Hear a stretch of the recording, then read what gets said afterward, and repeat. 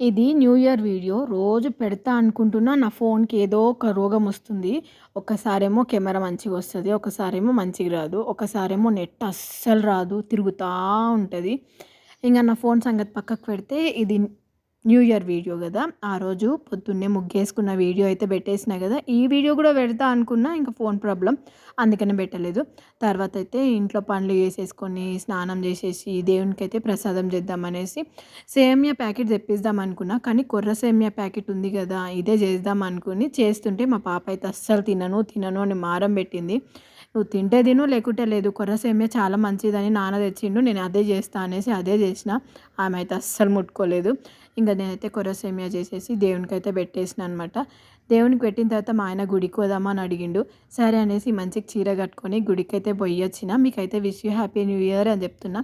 వచ్చిన తర్వాత పప్పు రాత్రిదుండే ఇంక సేమియా ఏసుకొని అన్నం తినేసిన.